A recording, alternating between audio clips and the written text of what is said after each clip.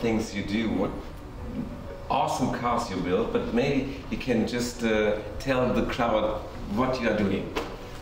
Yeah, so we're at my workshop in North Hollywood, and we take 356s and some early 911s and make them more drivable today. So more power, better suspension, better handling. You know, just really make a 356 more relevant for people so they can just go out and really enjoy them.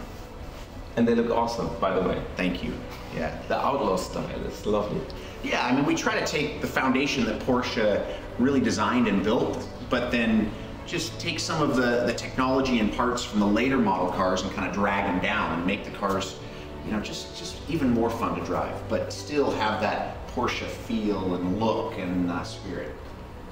So, what kind of suspension you assemble? So, or why do you work with KW?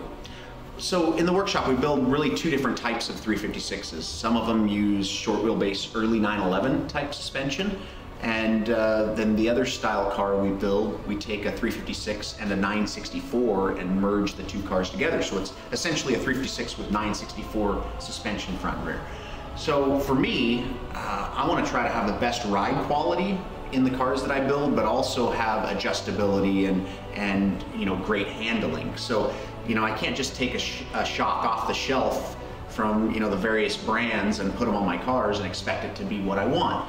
The great thing about KW is that, you know, I can put in my order for the shocks that I want, configure them with springs and, you know, a little bit of valving changes, but also have some adjustability so that once the car's done and we've got it on the alignment pad and we're doing the setup, you know, I can take it out, drive the heck out of it, make fine-tune adjustments, and just ultimately have, you know, not only the best handling, but awesome drive quality and ride for our customers.